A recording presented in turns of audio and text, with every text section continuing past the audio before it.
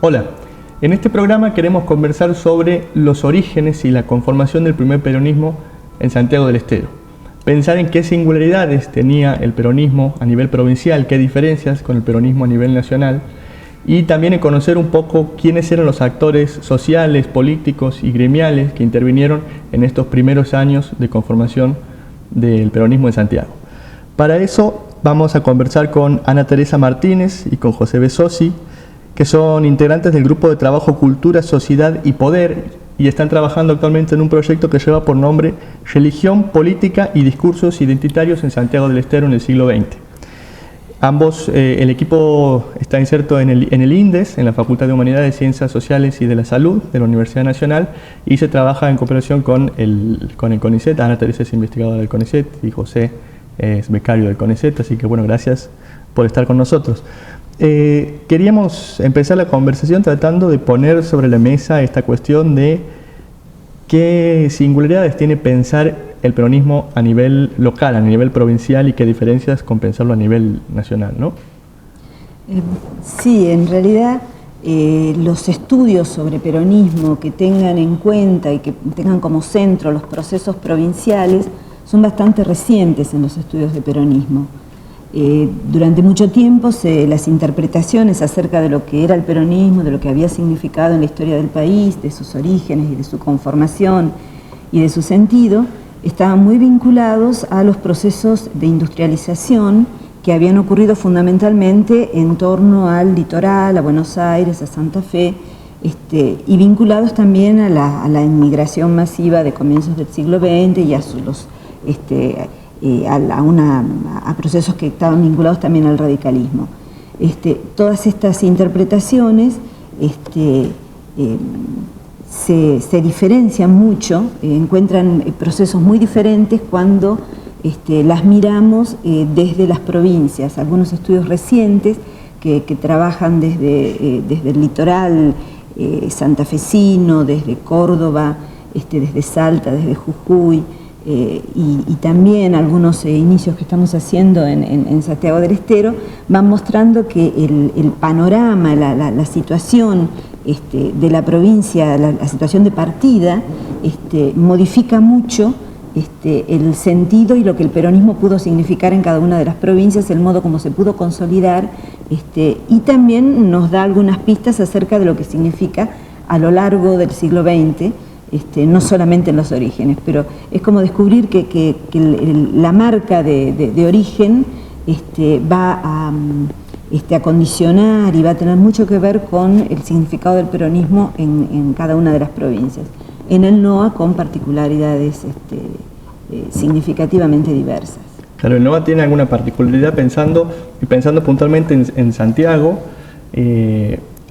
Digamos, a nivel nacional, la base social principal del peronismo tiene que ver con el movimiento obrero. En Santiago no había un desarrollo industrial importante. Entonces, ¿quiénes son los actores que ustedes identifican como más importantes o los sectores sociales que van a dar impulso al peronismo a nivel local? Tal vez lo primero a saber es que los orígenes del peronismo a nivel local tienen que ver con un espacio de muchísimo conflicto en el nivel político, con procesos por momentos muy apurados desde Buenos Aires. Había que las elecciones se venían, había que ganarlas, y había que hacer alianzas que permitieran ganarlas. En este marco, quienes podían servir de punto de partida para reunir el caudal de votos necesario para ganar las elecciones, tenían que ver con actores que ya existían. Uno de los actores importantes que tenían un peso económico muy fuerte en la provincia, pero que sobre todo son muy significativos desde el punto de vista electoral, son los obrajes madereros. El número de obreros que participaban y que trabajaban desde distintas actividades dentro de lo que era este complejo del obraje, superaba ampliamente el número del colegio de los electores que existían en la provincia. Y esta presencia, esta presencia demográfica del obraje como un componente de la PEA que superaba ampliamente el número del colegio electoral, hace que tengamos una presencia, un peso de aquellos que estaban vinculados, no solo los obrajeros, sino aquellos que estaban relacionados con toda la actividad que circulaba, la actividad económica que circulaba en torno al obraje. Empezando por martilleros, comerciantes vinculados a las redes de las proveedurías de los obrajes, aquellos que comercializaban la madera, los que la trabajaban, y esta masa enorme de hacheros, de carreros y de contratistas que eran la buena parte de la masa electoral. Hay relatos del secuestro de las libretas electorales por parte de los dueños de los obrajes, pero aun cuando esos relatos no pudieran ser tan ciertos, la sola significatividad del peso demográfico de esta población flotante que vivía corriéndose con el límite de la extracción de la madera en el bosque, tiene un peso electoral imposible de dejar de lado. Bien, en el año 53, cuando viene Perón por los 400 años de la ciudad, estos hacheros aparecen en la ciudad, irrumpen y aparecen como un vínculo de estos obreros forestales con Perón, pero ellos se organizaron tarde, digamos. El movimiento obrero en Santiago estaba compuesto por otros actores. ¿Qué nos puedes contar de eso, José? Efectivamente, un poco para ilustrar lo que planteaba Ana Teresa, se calcula que hacia mediados de la década del 40, por datos de la Secretaría de Trabajo y por datos periodísticos, la cantidad de obreros empleados en la llamada industria forestal eran aproximadamente entre 100.000 y 150.000. Y la cantidad de votos válidos emitidos en la elección de 1946 es entre 80.000 y 90.000 votos. Es decir, la cantidad de personas empleadas en los obrajes supera ampliamente la cantidad de votos válidos emitidos en la elección que consagra el primer peronismo.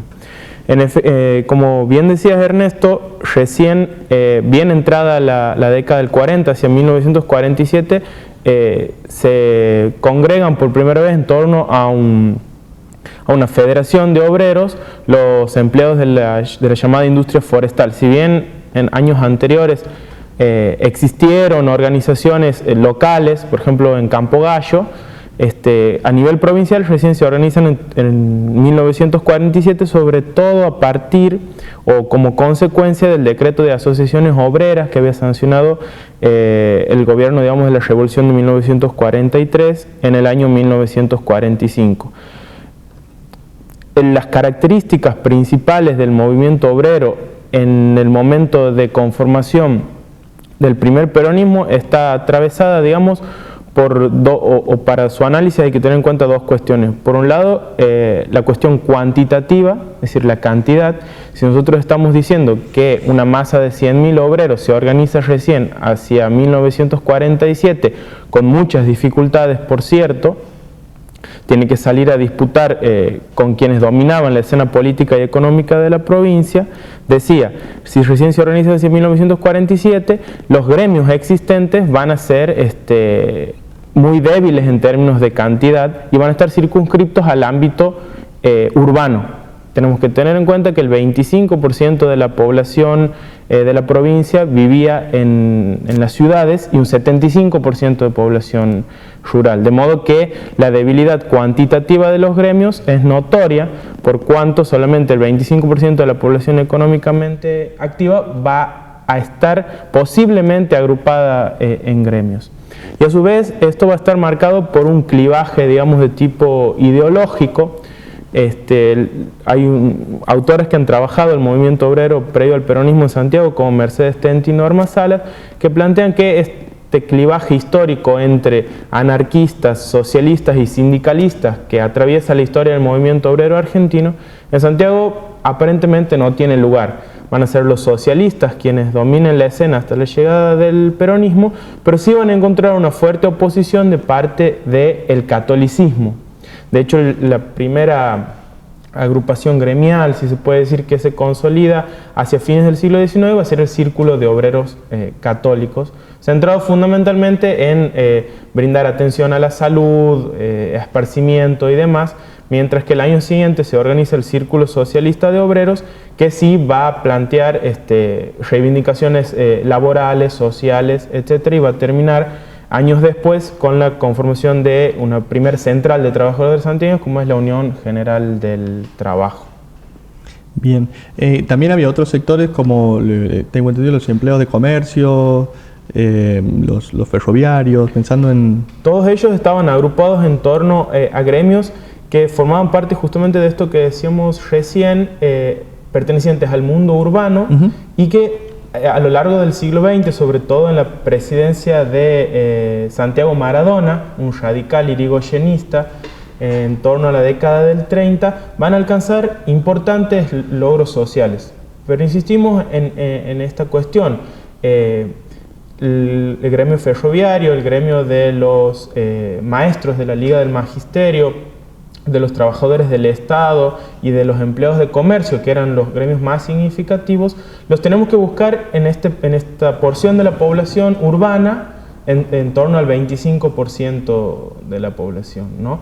Es importante destacar que en esa configuración inicial del peronismo, tanto este sector rural que trabaja en condiciones de semi-esclavitud, ¿no?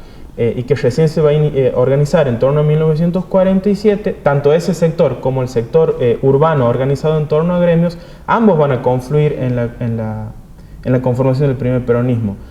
El primero, es decir, el de los sectores rurales vinculados a los obrajes, aportando, como bien decía Ana Teresa anteriormente, el peso electoral, ¿no? A través de las redes que hoy de algún modo podríamos decir clientelares, ¿no? Y por otro lado, el peronismo también se va a apoyar en la pertenencia o la existencia de dirigentes gremiales en sus primeras listas, de legisladores, tanto provinciales como nacionales, digamos, es decir, buscando de algún modo legitimar ese armado político inicial de la lista de 1946. Entonces, tanto el sector obrero rural, ¿no?, que no tenía reivindicaciones sociales hasta por lo menos la sanción del Estatuto del Peón, como el sector obrero organizado urbano, van a formar parte de ese primer peronismo. De hecho, hacia 1950 va a aparecer la figura de Francisco Javier González como el primer gobernador peronista proveniente del sector gremial de los bancarios. Claro, el primer gobernador peronista gremial, porque él es quien lo sucede a Carlos Juárez, y Juárez a su vez lo sucedió a Mittelbach en su momento. Ana, quería preguntarte, José menciona a los distintos sectores gremiales, a los urbanos, a los que de pronto irrumpen en la escena, que tiene que ver con los obreros forestales. Ya había una clase política, vamos a decir, tradicional, que vos también habías mencionado. Está la Iglesia Católica. Esto presupone un escenario de mucha conflictividad, de conflicto, digamos, a la hora del armado político, de la formación de candidaturas. ¿Cómo se presenta este escenario de conflictividad en ese momento? Sí, es un escenario de conflictividad porque los conflictos normalmente no logran dirimirse al interior del espacio local, sino que una y otra vez terminan siendo dirimidos desde Buenos Aires. Es el caso de la candidatura de Mittelbach, que termina siendo una especie de candidato de conveniencia después de muchos esfuerzos de tratar de armar una candidatura local, pero donde uno ve que por un lado aquellos que son representantes del poder, de los poderes económicos, como Rosendo Ayub, que de alguna manera a través de la sociedad sirio-libanesa y de sus redes en el interior de la provincia, vinculada fuertemente a este mundo del obraje y a los intereses económicos que estos grupos representaban, disputa espacios con otros grupos que están más relacionados con una especie de nacionalismo católico. No hay que olvidar que a partir de 1939, con las disputas en torno a una de las tantas reformas de la Constitución santiagueña, aparece la Iglesia Católica y particularmente los laicos católicos y aquellos que se habían formado en la Acción Católica, aparecen como actores políticos. Se estrenan la Acción Católica se organiza muy prontamente en Santiago, con un obispo, don Audino Rodríguez y Olmos, que el segundo obispo después de la restauración de la diócesis santiagueña, que tenía una mentalidad muy antiliberal, había luchado fuertemente contra la reforma de los estudiantes y la reforma universitaria de 1918, y a partir del momento que viene a Santiago, con una impronta fuertemente de intervención dentro de la sociedad, un hombre joven, antiliberal, con un catolicismo integral muy fuerte, muy prontamente forma la Acción Católica. Y estos católicos organizados van a tener primero un protagonismo a partir del golpe del 43. Católicos organizados o simpatizantes del nacionalismo cercanos al catolicismo, como es el caso de Orestes Di Lulo, que tienen toda una percepción de la identidad cultural de la provincia relacionada con un orden jerárquico, con un orden vinculado a las experiencias del patronazgo, y de una jerarquía que está dada por la fe, por la religiosidad, por el respeto a esa jerarquía precisamente. Un hombre como Orestes Di Lulo va a iniciar una carrera política luego de la revolución del 43, y va a liderar de alguna manera una facción, un grupo, un grupo en realidad bastante heterogéneo, donde algunos que son más nacionalistas, otros que son más católicos, pero que en torno a su figura van a construir en algún momento una candidatura que va a disputar, sabemos la candidatura de Carlos Juárez del 49. Pero en medio antes de esto, Mittelbach, vinculado, es un candidato de conveniencia, puesto desde Buenos Aires por el poder central, por la necesidad de ganar estas elecciones y no encontrar dentro de los grupos del radicalismo que estaban intentando ganar espacio dentro del peronismo naciente y dentro de lo que intentó ser primero un laborismo vinculado al movimiento obrero, al no poder encontrar un candidato en el mes y medio de luchas por encontrarlo, entonces se impone esta candidatura vinculada a los conservadores y con mucha simpatía desde estos grupos católicos que van a prestarle su adhesión. Claro, vos hablas de un mes y medio de luchas, digamos, ¿esto cómo lo explicamos? Porque hay que recordar que en un momento Perón llega, digamos, a Santiago también, y hay, digamos, se tiene que armar la candidatura en muy poquito tiempo, digamos. Entonces, sí. Y ahí están los distintos grupos que quieren, que la mayoría de ellos vienen desde el radicalismo, pero de un radicalismo antipersonalista, de grupos del radicalismo personalista que a su vez están divididos entre ellos, proponen diversas candidaturas, pero finalmente ninguno logra el consenso necesario como para que pueda primar. Y es entonces cuando Perón desde Buenos Aires propone la candidatura de Mitterrand. Mitterrand, que había tenido una cercanía a Perón en algún momento por su carácter militar. Era militar, había sido miembro del GOU, en su casa se reunía el GOU según algunos historiadores, y además era santiagueño, aunque no vivía en Santiago desde hacía mucho tiempo, y tenía una cercanía a los radicales antipersonalistas que antes habían sido conservadores, como Justiniano de la Cerda, que era un viejo caudillo conservador, y que tenía que había tenido actuaciones durante el gobierno de los conservadores, y que era tío de Aristóbulo Mittelbach, y que fue su principal operador político en ese momento. Bien. José, ¿querías agregar algo respecto a lo que estaba comentando Ana? Sí, por ahí algo a destacar de ese primer momento donde aparece Mittelbach como la figura externa que viene a poner un paño frío a la caliente interna peronista, es el fracaso de la conformación del Partido Laborista inicial, digamos, este Partido Laborista que se pretendía reformador, nuevo, ¿no? Nuevo en la política santiagueña, fracasa frente a hoy podríamos llamar aparato electoral, ¿no? Que garantizaba De la Cerda, Ayub, con las redes clientelares en los obrajes, apoyando la figura de Mittelbach, que por otro lado no va a durar mucho en términos políticos la solidez de la figura de Mittelbach, por cuanto, si bien el peronismo mantenía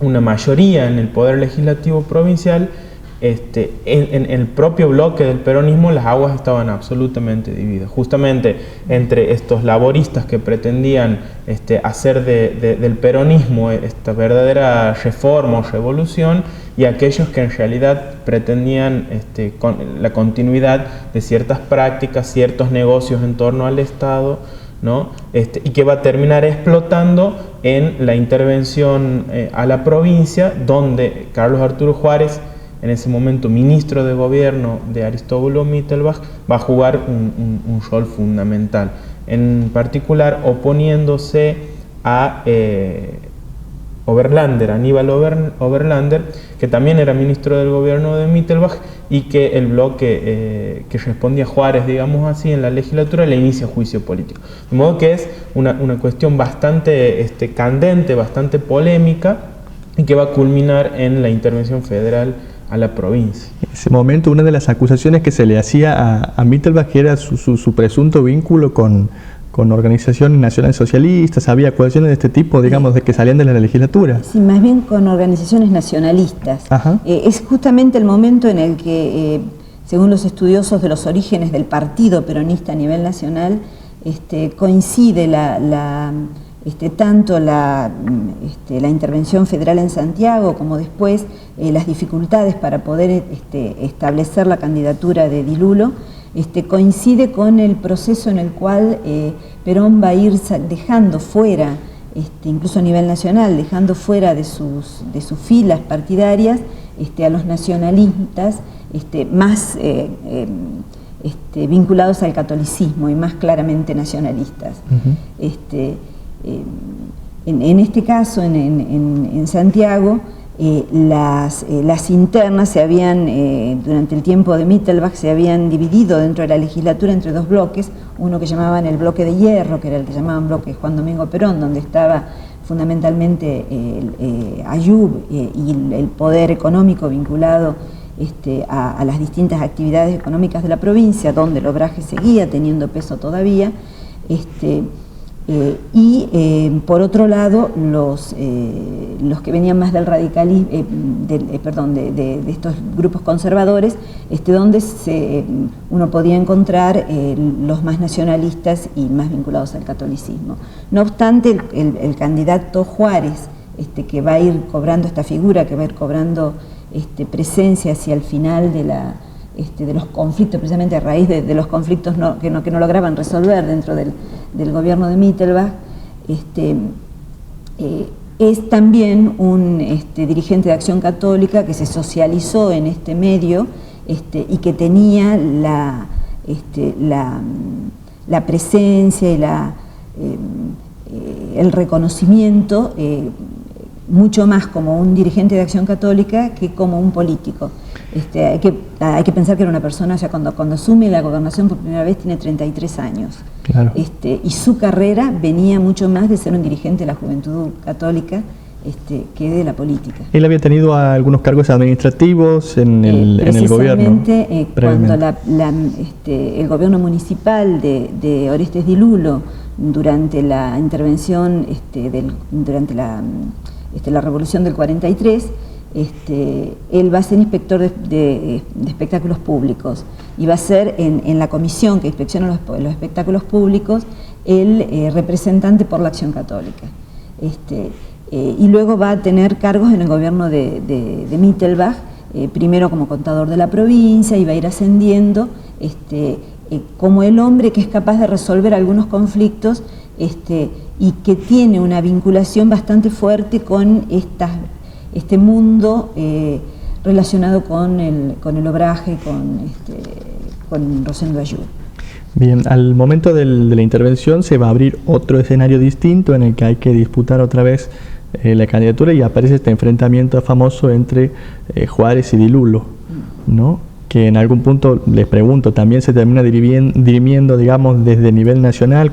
¿Qué entretelones hay respecto a ese episodio y cómo se va resolviendo? Sí, efectivamente la candidatura de Juárez aparece más, por un lado, como impuesta, pero también sostenida justamente por estos actores que nunca estaban en el primer plano del Ejecutivo provincial, pero siempre ocupando cargos legislativos a nivel nacional o provincial, como van a ser Ayub y su red electoral, quienes lo sostienen a Juárez. Juárez, el primer juarismo, el primer gobierno de Juárez en la provincia no aparece dotado de estos ribetes que lo ponen a Juárez en el centro de la escena, sino más bien es un candidato puesto, ¿no? Casi como una figura manejable por por Ayub y este tipo de personajes en la historia santiagueña, ¿no? Aparentemente, o lo que los diarios de la época dice, es que Perón le habría intentado imponer una lista de legisladores a un candidato ya lanzado como era Di Lullo. En lo que nosotros podemos interpretar de algún modo es que la cosa podría ir por ahí, pero también viene justamente por las oposiciones que podían llegar a tener Ayub y este tipo de personajes respecto de una persona con determinadas características que lo acercaban mucho a lo que había sido en términos de representación de sectores, como era Mittelbach, digamos.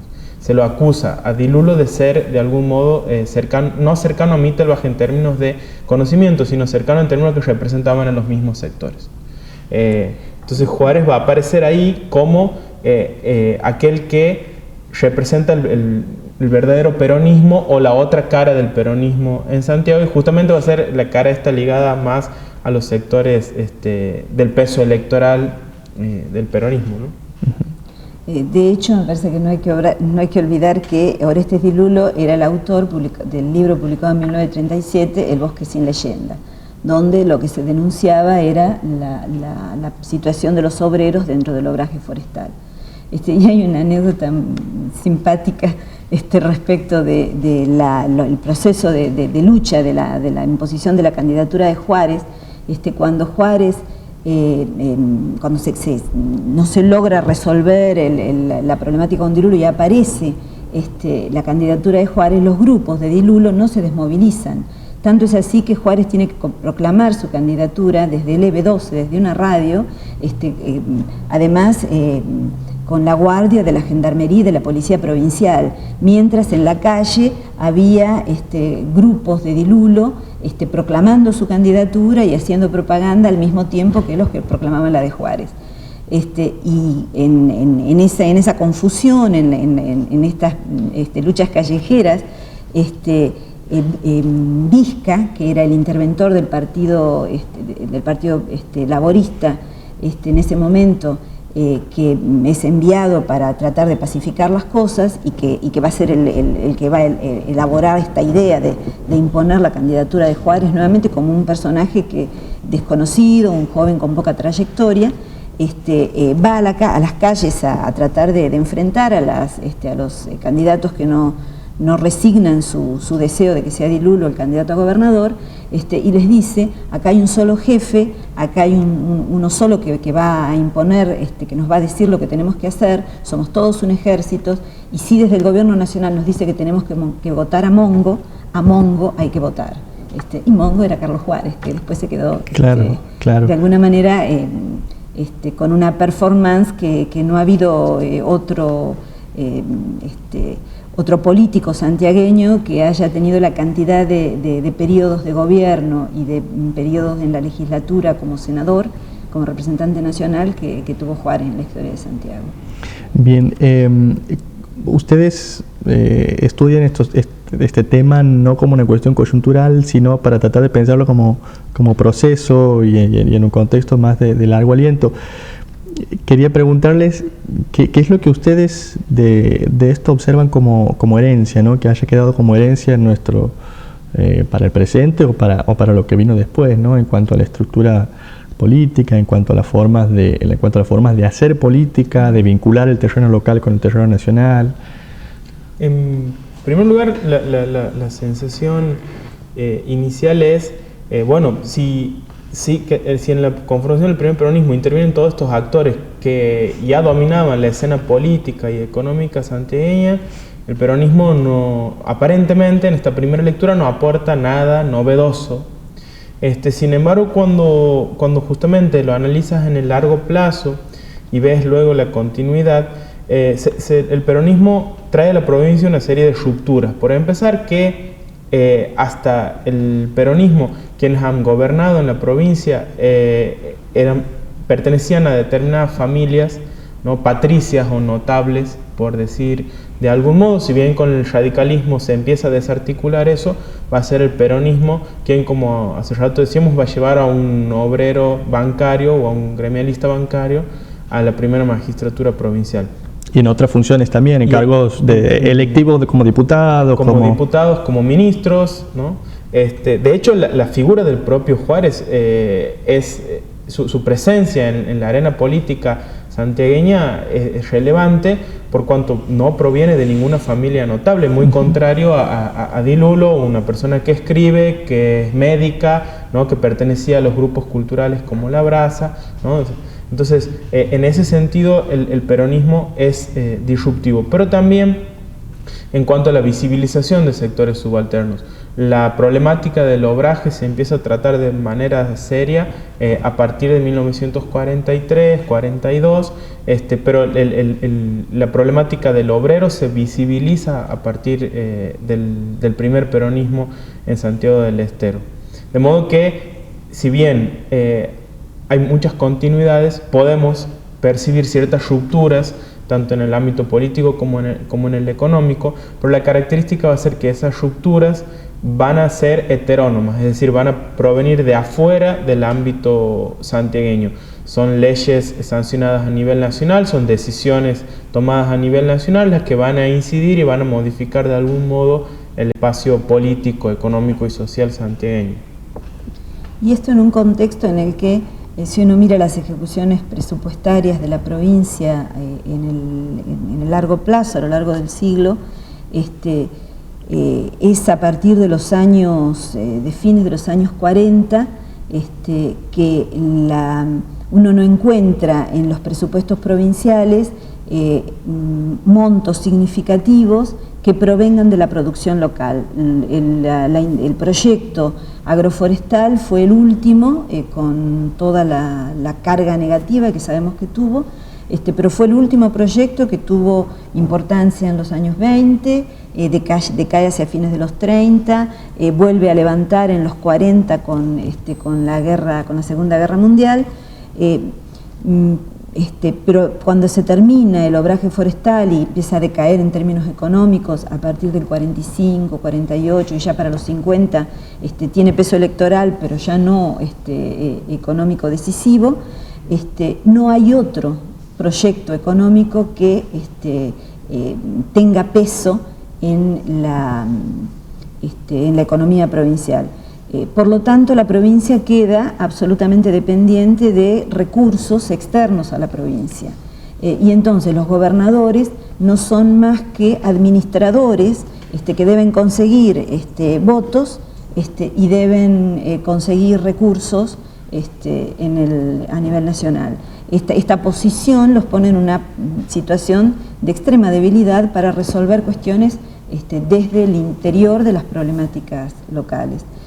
Esto que lo vemos estudiando estos términos de largo plazo, nos explica bastante de las características de un peronismo juarista en el que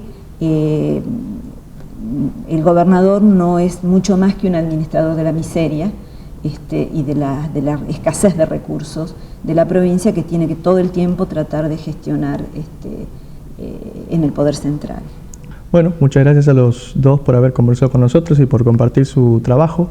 Y para terminar, vamos a resumir algunas de las ideas principales de esta conversación y vamos a dejarles, para los que quieran seguir indagando sobre estos temas o conocer un poco más, algunas sugerencias de lectura de textos producidos por Ana Teresa y por José y por otros autores que también han trabajado en este tema.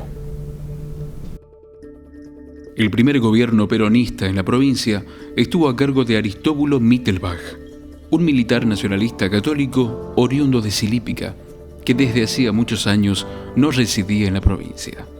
Su operador político fue su tío Justiniano de la Cerda, conocido dirigente conservador primero, radical antipersonalista después.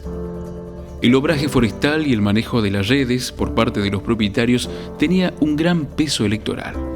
Entre 1935 y 1945 se calculaban en 130.000 los obreros vinculados a la explotación forestal sobre una población total de 587.419 habitantes en la provincia. En las elecciones de 1945, los votos válidos emitidos fueron 88.392. La Iglesia Católica también se constituyó como actor político clave en la provincia a partir de 1939, en torno a la reforma de la Constitución provincial. El combativo obispo Audino Rodríguez y Olmos fue convencional constituyente. La Acción Católica Local, fundada en 1932, organizó el apoyo propagandístico para evitar que se sancione la educación laica, sin conseguirlo. Carlos Juárez, joven dirigente de Acción Católica, tuvo su primer cargo público como inspector de espectáculos públicos durante la intendencia de Orestes Di Lulo en 1943. En 1949, el joven Juárez resultará electo como nuevo gobernador de la provincia a los 33 años. Su principal apoyo local era Rosendo Ayub, poderoso comerciante, antiguo radical antipersonalista, con extensas redes rurales gracias a sus vínculos con los obrajes y la sociedad sirio-libanesa.